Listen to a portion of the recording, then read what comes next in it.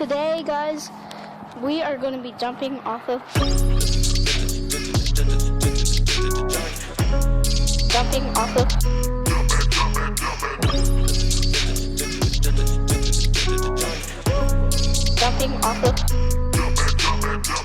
Yes, how we all doing? Hello and welcome to Jumping Off Points, the podcast where we use current events as jumping off points to explore wider issues about politics and culture. My name is Timbah, and I'm here with my poddy. Yes, my name's Aidan. You smashed it on the intro today, Tim. I think that was the cleanest recording of the intro line we've ever had. It's so cool that was my first take. That's what I loved about it, that it was my first take. There was no embarrassing first take that people can't hear because you've edited it out. It was all perfect off the bat. Even if that was your second take, that would probably be still less times than it's taken us to do it in the past. So no need to apologise because it was my first take. So no need to say more words in a way there, buddy. You smashed it, mate. I've got a little story to tell you, Aidan. Go on. So this month, it snowed in England. And I hate snow. Like for me, I prefer kind of like lukewarm weather where I can easily get around and I'm not treading through sludge. And you know what I thought to myself? If only there was some sort of invisible gas that humans emitted that would melt all this snow and generally warm the earth up a bit more so that I could just live in a paradise beach house. You would hate a paradise beach house so much. Can't even describe how much you would hate that, but go on. Aidan, I'm doing a bit here. You can't. Yeah. But unfortunately, no such concept exists. Am I right, Aidan? So true. The world's going to stay really cold forever. No such concept exists. Unless I'm mistaken. You are mistaken. You fool. What? Welcome to Jumping Off Points. Today we'll be talking about global warming, climate change. Okay, so this week for us, probably 2 weeks ago for you, Jeremy Hunt, who is the Chancellor of the UK, published the UK government's new budget. And this included loads of new announcements, policies, and spending commitments. There's loads of interesting stuff in here, which we could have covered. Let's go through the sexier policies to just show them what they missed, right? Really sexy stuff. So the government are giving, as of like 2026, so it's not immediately, they are giving free childcare to parents of children, I think, that are age 1 to 2. Children that are not yet born, right? Yeah, exactly. They're sperm cells right now in a ball sack. And when they get born and then they get brought up for a bit, by 2025, boom, parents are going to have some help. Exactly. The government have also continued a freeze on fuel duties. They haven't raised taxes on fuel in line with inflation, so they've basically cut the percentage. Basically, every time there's a Tory budget, there's a threat to raise fuel taxes. And every time they're like, I'm not going to do that. And all the Conservatives are like, oh, what courage. We know they're not going to do it. Yeah. They have also frozen, let's just get the exact quote. Jeremy Hunt has extended draft relief. So the duty paid in pubs will be up to 11% lower than elsewhere. Jeremy Hunt didn't just launch that policy. He had a fucking fire quip to go with it. Madam Deputy Speaker, British ale is warm, but the duty on a pint is frozen. I mean, I don't really see it as a Brexit dividend that we're drinking warm pints. Who likes a warm pint? Madam Deputy Speaker, British beer is warm, horrible, turgid, like piss. But the tax on it is frozen. I used to work in a pub, right? And we had like loads of cask beers on. And there's a guy from, I think it's called Canberra, like the beer association, who comes round and like checks the beers that you have. And he was like, yeah, these beers are too cold. Like you need to change something to like make the beers less cold. And I was just thinking like, what? Why would you say that? Like, what? It's like you're making these beers too enjoyable for people, and frankly, it's making everyone else look bad. So, can we just stop that, please? I'm looking around the bar. I'm seeing a lot of happy faces, a lot of hydrated people. They should have beers that are substantially warmer, like a hot bath. That's the kind of temperature we're going for at Camera. Yeah. However, all those policies that were mentioned, we're not talking about those, are we? No, we're not. What's today's jumping off point, Aidan? Today's jumping off point comes in Jeremy Hunt's budget. He has committed £20 billion over the next 2 decades to develop carbon capture and storage, which is essentially a new technology which aims to help us tackle climate change. So we talk about that and then climate change really in general, around the world and across the political spectrum. So when Aidan told me that we'd be doing this topic about carbon capture, climate change, where my head was at was an ignorant place of thinking, well, conservatives are just, they don't believe in climate change. I started researching this and I was like, actually, that comes from a place of ignorance. And it's because my view on how conservatives think about climate change is fully formed by the echo chamber of American discourse on climate change. I looked into a study that did a country by country comparison on this issue. I'll just pull this up on screen so I can tell you what countries were involved in this study and how it was done. Wait, Tim, are you telling me that you made 20 pages of notes, but you didn't include the thing that you want to talk about? Aidan, what I'm telling you is shut your mouth. So I came across this study, right? It was done by surveying different manifestos of conservative parties in these several countries: United Kingdom, Norway, Sweden, Spain, United States, Canada, New Zealand, Germany, Australia. And it looked through the proportions of those conservative parties' manifestos that were pledges on climate change. Now, it turned out that actually all of these countries did have some portion of their manifestos dedicated towards these causes, with the outlier being America, where the Conservative Party in America had nothing about climate change, and if it was mentioned, was just to disparage it as a stupid leftist obsession that was a complete waste of time. Not only that, the study also gave a reason, right? It correlated it with the amount of coal reserves and fossil fuels in these different countries. Basically, America has a ton. So a big part of the conservative ideology revolves around business. How do we get the most money for our country in the shortest space of time? A country like Sweden, their Conservative Party is actually really progressive on climate change issues. They dedicated a massive amount to their manifesto on what they can do, especially to causes like investing in new renewable technology. But they have no fossil fuels reserves. You can see how that's a non-issue for them. Yeah, climate change policy, as we've seen in the UK, is so closely linked with energy policy as in general, and energy security, energy independence. If you're not worried about that because you already have as much fossil fuels as you would need, you don't really need to think outside the box in terms of like setting up any new infrastructure, do you? So yeah, I can kind of see how that happens.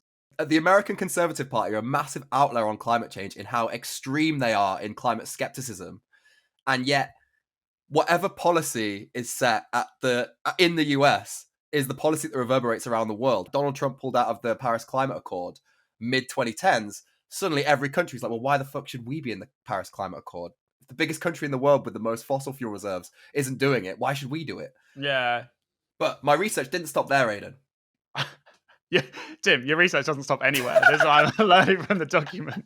So the other thing which I thought was worth mentioning on here was that climate skepticism is actually something that we always attribute with the right because of the Americans. This was a study published in Nature, and it was a team that collected data from 5,323 participants from 25 different nations. And the purpose of the study was to find out what effect political ideology has on climate skeptic beliefs.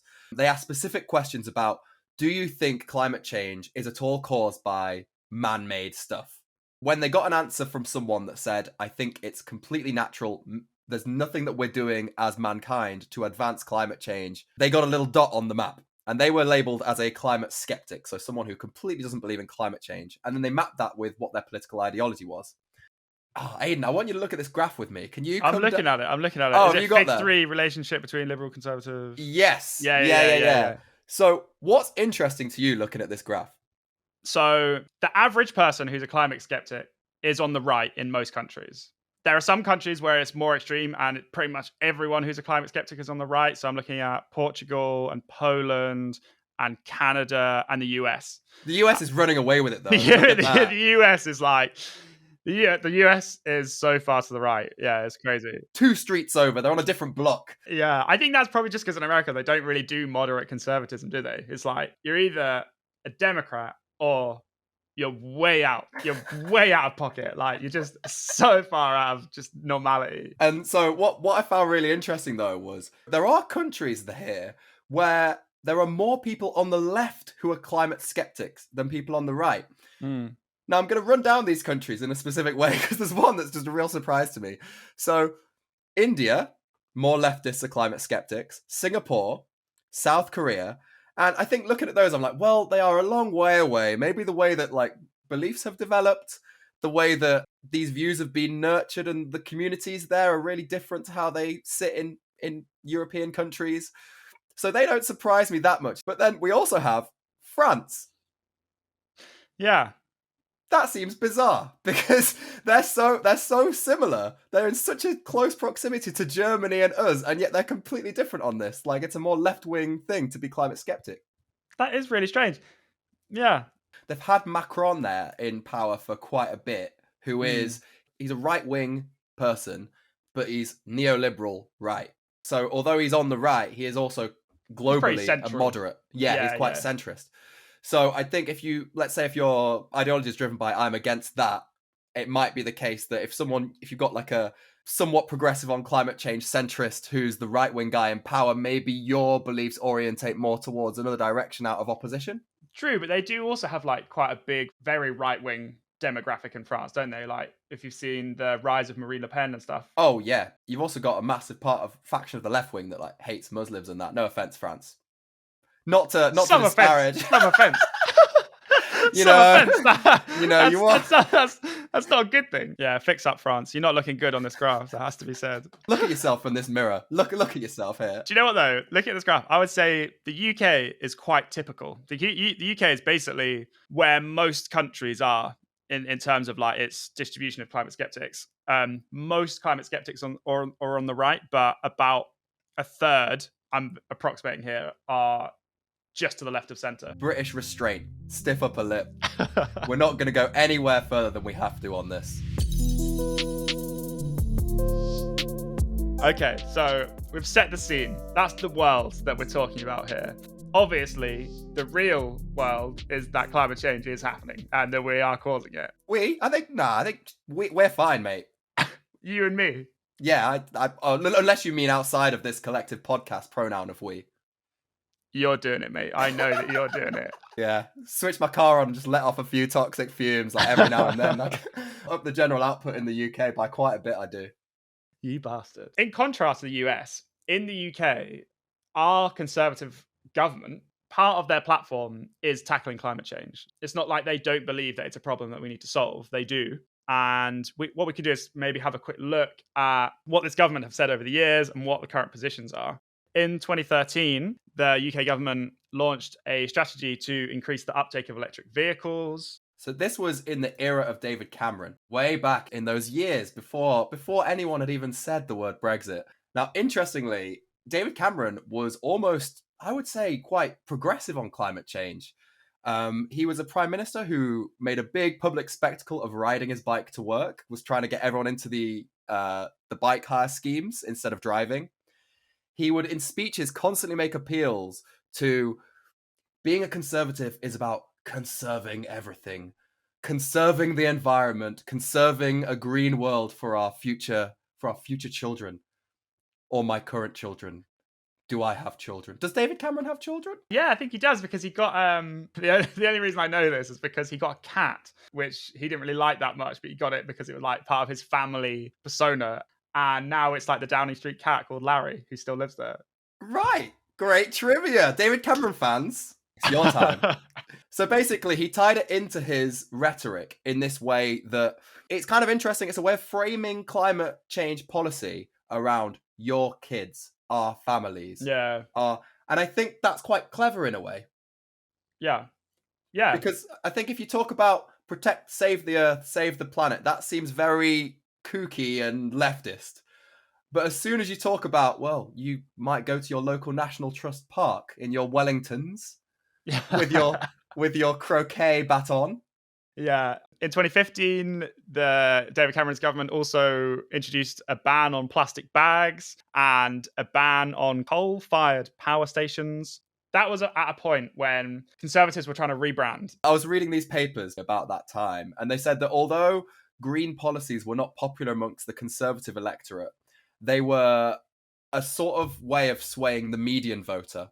Conservatives were associated with a very nasty image at that time, almost like now, but I guess just the 2000s version of that. And they said that amongst Lib Dems in particular, there was a certain type of voter who was swayed by these talks of green policy into thinking, actually, David Cameron, he's not like a climate change guy, but he's no worse on climate change than any of the other options we've got. Because at that time, Gordon Brown hadn't been great on climate change either.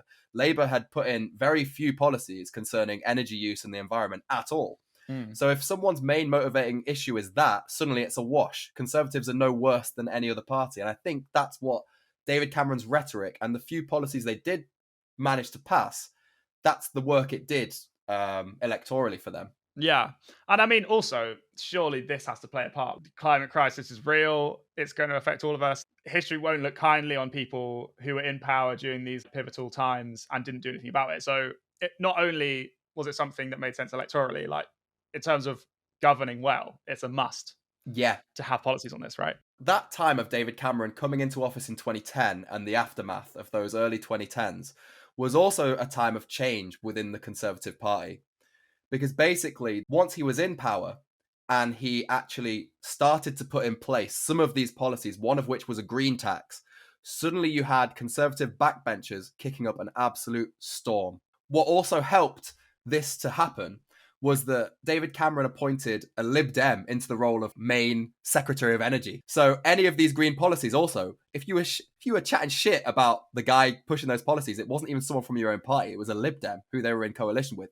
Very easy to launch those attacks and very easy to draw this line between Lib Dems and Tories. So that was when Tories completely backed off these policies, which brings us into, I guess, the more modern era of post-Brexit. Yeah, and I feel like, obviously, when Brexit happened, that nothing else happened for a while, right? So in 2018, there was a ban on microbeads, which are tiny pieces of plastic that were in some like lotions and stuff. And then in 2019, the government amended the Climate Change Act of 2008 to include this commitment of achieving net zero emissions by 2050, which is basically the commitment that would be made at the in Paris in the Paris Agreement. So basically, in that way, aligning themselves with all the major European countries and America, who'd already committed, I think, by that point.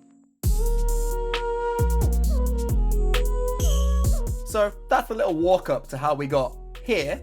What are the Conservative Party's policies now? So the Conservative Party's policies are basically revolve around this net zero strategy that I just mentioned. And this basically lays out a few key points that will help us to get to net zero by 2050. So decarbonizing energy systems, aiming to increase our low carbon electricity generation to 85% of the electricity we use by 2030, promoting the use of electric vehicles, making buildings more energy efficient, investing in tech like carbon capture, which basically takes carbon dioxide out of the atmosphere and then they like bury it underground. So it's kind of like reversing the emissions, and also working with other countries to make change on a global level. I think a big thing for me about the Tories on climate change is that it has to be an opportunity. So it has to be an investment, a capitalist investment, right? Yes. And so what they don't do as much as they probably should in this strategy is say, okay, we're going to try and get everyone to like eat less meat or travel less or whatever. Like, it's not about changing people's behavior and lifestyles. It's about like, what can we do to make what everyone's already doing more like greener, that is good. Like, we do need to do that, but it has to come hand in hand with people changing their lifestyles, I think. Conservative parties tend to hone in on technology, on business opportunities. How can we create more jobs through climate action? Never really preventative measures. So in preventative measures, we talk about taxes on energy. We talk about, again, behavioral change, about how do we, get more people driving electric cars? How do we invest money in that so that people switch from mainly sort of petrol guzzling cars to, more economic vehicles? These are the things they won't do, especially the tax one. It's not something that is ever going to make you a popular Conservative MP suggest more green tax. And indeed, when Truss put forward her plan of how to her plan to plummet the country into an abyss economically, as it turns out, the first thing that went was a green tax, and it was a complete no-brainer. It wasn't something that would lose her any favour, because they already didn't want a green tax. For sure. So basically, in this strategy and a lot of the Conservatives' announcements around climate, they do talk a good talk in a lot of this stuff. Like, they do want to encourage new renewables, but there's something about the way that our democracy is set up that has made this a really difficult thing because they don't prioritize it over other political issues. So, for example, I found 5 examples of when we've tried to, or like when companies have tried to set up a new wind or solar power plant or farm or whatever, and it's been blocked or significantly delayed because of not getting planning permission. Projects like this don't get planning permission out in the countryside sometimes because people don't like how they look. NIMBYs, not in my backyard, folk. Yeah, they're NIMBYs. In all 5 of these places where it had been blocked or significantly delayed, all of them at the time when this happened had a Conservative MP. It's like that conservation thing. The Tories want to conserve the countryside, and so they don't want like bits of tech there that do have a function and like look ugly, but because their constituents in those like rural places don't like them, these projects don't happen. I've noticed that since they all use electricity for stuff, though, they don't seem to mind the pylons anymore. I imagine if you if you went to a load of like Conservatives in the early 1900s, yeah, we're going to put this big pylon. It's like, why? That's a grassy meadow. It's like, well, it's going to mean that you can like turn on appliances inside your house, have light in your house. It's like, I don't need that. I want to conserve the dark, damp, squalid conditions of the 1800s. Thank you very much. On top of that, in 2015, the Tories actually tightened planning restrictions to ban onshore wind farms. So you actually couldn't, like, it wasn't possible to create new onshore wind farms. And that ban is still in place today. I don't know why. Like, it makes no sense. There's a lot of pressure on them to reverse that ban. Well, I bet there's like a very specific, narrow pressure to keep the ban. Yeah, for sure. And also, Liz Truss, during her very brief tenure as Prime Minister, revealed that she was going to ban solar farms as well, calling them a blight on the landscape. It's really interesting where they have this kind of like overall strategy of we need to move towards more low carbon energy sources. But also, if you try and nail them down on how you're going to do that, they can't do it because the MPs and their constituents don't see it as a priority to get that done. And so when other things are in play, like preserving the beauty of the British countryside, that's more important. That's why you've got to lie to them. In terms of where the UK is in comparison to our counterparts in Europe, we do lag behind those more developed countries that I think we should be seeking to emulate. We actually see in many areas how this conversation around climate change overlaps with other ones. A very, very big point of discourse in the UK recently has been people struggling to heat their homes over winter. Now, actually, because in Sweden, Norway, Germany, they have these accreditation schemes for houses now, where you have to have a certain level of insulation and building material in order to bring them up to standard. Suddenly, those houses are really easy to heat, and they've tracked over time basically how good these systems work to give people more efficient energy usage. Now, because we've lagged behind on those measures, we now have less efficient energy consumption going forward, which they've already sorted out because their accreditation scheme does that job and they've had the benefits of it for now 10, 20 years. Because we haven't managed to get anything like that in place, we are wasting energy. More recently, that's then actually a massive issue. We would have been kind of in a much better place to weather the storm of Russia cutting us off. Yeah. Basically, if we'd have gotten that sorted. And I think that speaks to a lot of these issues on climate change. It's not just protecting the planet. At some point, it does overlap into people's daily lives and makes them a lot easier. Yeah, 100%. Yeah, just a lack of long-term thinking, right? Kemi Badenoch's answer at the Tory leadership debate sums it all up, mate. So when asked, they go around the circle, Rishi Sunak gives his David Cameron-esque planned response, connecting it to, I'm good with money and I'm good with the environment. So it's like, nice. You like money? You like money? Well, I've got you with that. Now I'm just going to slip in the environment point. Kemi Badenoch's answer was, when she was asked, are you going to commit to keeping our net zero target by 2050? She said, if the policy in any way causes a nuisance to the British people, I won't do it. I'll change it. And I think the problem is every single measure in some way is going to cause some nuisance to some part of the British public. Yeah. The whole point is, if you stay the course, you're strong and you have a vision for the future, it's going to make the British public's life easier in like 30 years. In times where the economy is doing okay, like when we bounce back from the financial crash of 2008 and we get to the mid-2010s, you're now thinking, well, actually, we now have enough to push ahead on some of these projects and really, really do ourselves a favour But if you've got this populist mentality of, well, if I hear any word of complaint from any single person about, oh, I'm paying more for fuel, or, oh, I don't like the fact that I have to have an electric car, even if it costs the same. I like putting gas in the nozzle in my car. That's one of my favorite things. I love seeing the liquid splash into my vehicle, and I like the sound it makes, and I like the click as the petrol pump finishes its load. You're always going to have a person who doesn't like it. If you're always going to be relying on fossil fuels are going to run out. And when they become more scarce, they will also become a lot more expensive. So if you stay on this track now, at no point will it get cheaper. If you make changes, in the long term, it's going to be better. And on top of that, it's not going to kill the planet. So you'll be able to breathe air in 20 years' time. You'll be able to go to the horse races and enjoy seeing those stallions with small men on them ride quickly around the course. Jeremy Hunt released the budget during Cheltenham's horse racing festival. When Labour did that like 20 years ago, all the Tories were like, ridiculous that they would do this when they knew we would all be out at the horse racing festival. The funny thing is, they weren't even lying. Every Tory was there. Yeah. Okay, so one of the big feather in the caps of the Tories on climate change is investing in new tech like carbon capture and storage. At the moment, most of the carbon dioxide that's being taken out of the air is happening through like natural ways, basically through trees and stuff absorbing it. More than 2 billion tons of CO2 is being removed from the Earth's atmosphere each year. Of that 2 billion tons that are being removed each year, only 2.3 million tons are being removed by humans' technology, which is 0.006% of global emissions for last year. Ooh. So if we want this to make a difference, it needs to explode. We need to do so much more of it. Like the tech is it's at quite early stages, so it's not particularly efficient yet. But also, there aren't many places in the world that do this. So basically, it needs to become a lot better really fast, and we need to do so much of it. Like it needs to be everywhere for this to make a serious dent. I had a look into what Labour are saying about climate change policy as well.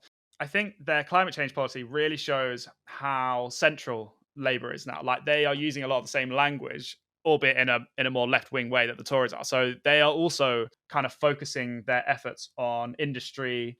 Again, they want to kind of create a manufacturing sector around electric vehicles. So it's kind of pro-business, but they also want that to come with unionized jobs. So they've kind of put like a Labour slant on what is essentially like a pro-business way of dealing with climate change. And they also want to use like green policy to address regional economic disparities and things like that. Tying it into Gordon Brown's Assembly of Devolved Governments around the country thing. Yeah. I think the key differences are that they want to push for us to be net zero by 2030, whereas obviously the current goal is 2050. So although it's probably not that realistic to get there by 2030, it's at least they're being more ambitious about it. You know where they've gone wrong there? I would have said net zero by 2049. Just a little bit more.